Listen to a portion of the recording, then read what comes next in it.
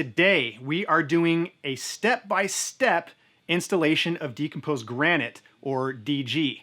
I'm gonna walk you guys through from start to finish so you can feel confident if you wanna do this project at home. Let's break some ground.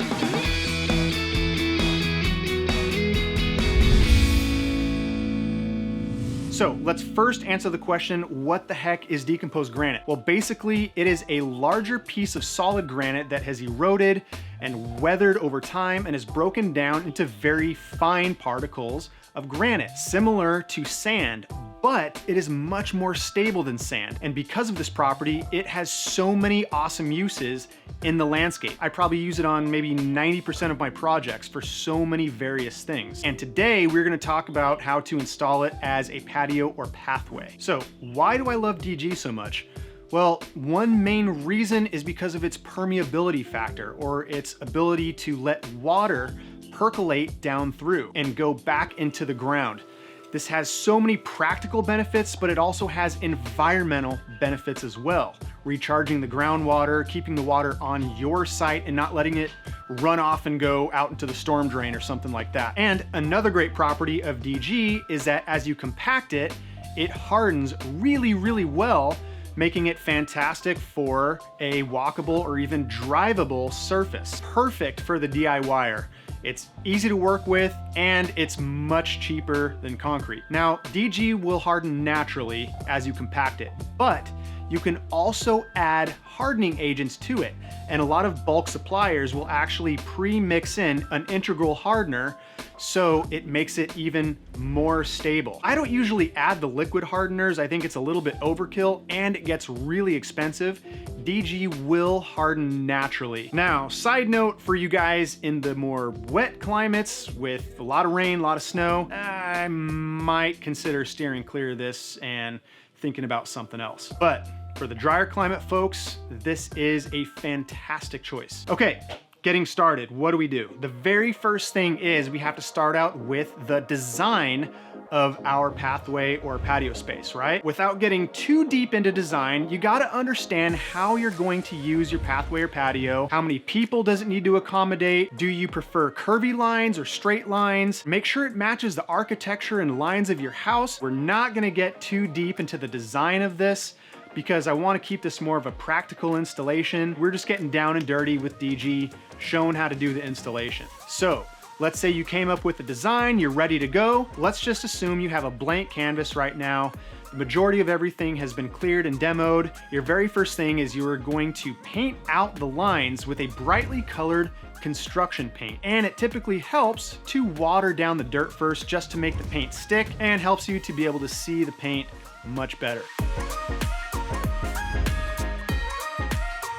So from here, you've painted out your lines. Your next step is to set your perimeter edging. And there are so many options for perimeter edging material. You can use steel. I love to use a steel edging. I just think it looks awesome. You can also use a pressure treated 2x4, which helps you get really straight lines. If you're going curvy lines, you can use a steel or you can use a composite edging, which is sometimes referred to as bender board. All of these different edgings are gonna go in the ground and be fastened with some kind of stake. And those just get screwed right into the side and fastened in so you don't get movement in your board. And don't skimp on your stakes. Make sure to use quite a few of them, maybe every 3 feet or so your edging stays really tight and in place. Now, for those DIYers that know how to weld, all right, go for the steel edging. But if you want a more simplified way to go, I would go with the pressure treated or composite. It's just easier to work with, easier to cut, and it is less expensive. It's super helpful to use a level during this installation of your edging, especially if you're doing a pathway. You wanna make sure the top is pretty level and not wonky at all. Also, make sure your edging is the same level as your adjacent hardscape. You don't wanna create a tripping hazard there. All right, you've got your edging in. Now the very next step is to excavate soil where the DG is gonna go. You wanna be about 2.5 inches below the top of your bender board or adjacent hardscape.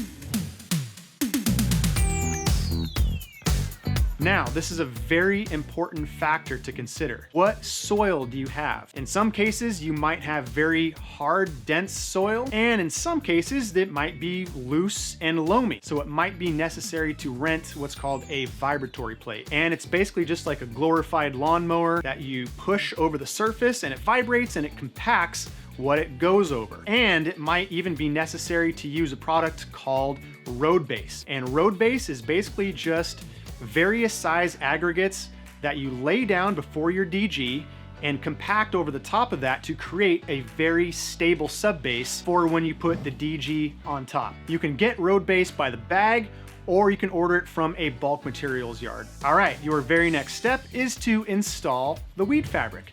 And you can just roll it right on top of your dirt, fasten it nice and tight with 6-inch ground staples, and make sure you go edge to edge, nice and tight.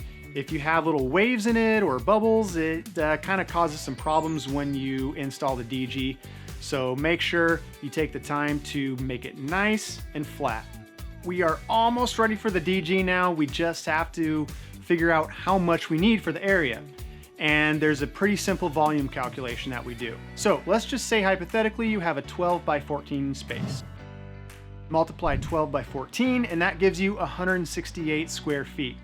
Now we need to multiply by the depth.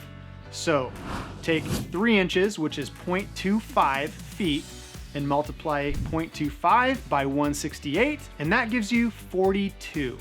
So that tells us we need 42 cubic feet of DG to fill our space. Now keep in mind that you might want to order DG in bulk, and most bulk material yards will have you order by the cubic yard. So a simple calculation to convert cubic feet into cubic yards is divide your number by 27. So 42 divided by 27 is about 1.5. So you're gonna order 1.5 cubic yards from the bulk material yard. I will put the formula in the description of this video. All right, no more math, it's time for fun. Let's bring in the DG. Get your wheelbarrow out and start loading up. And you're basically just gonna wanna drop them in little mounds. When you're done with that and your DG is over your entire space, you are now gonna want to grade it out.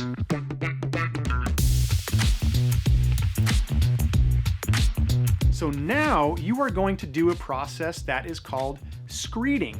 And that involves taking a long board, typically a 2x4 or a level, and you're going to slide it along the top, creating a very smooth and even surface. And if you can, utilize the top of your edging to scoot your 2x4 along so that the DG sits right at the top of the edging. And this is going to allow you to be able to get a nice, clean level as you start compacting.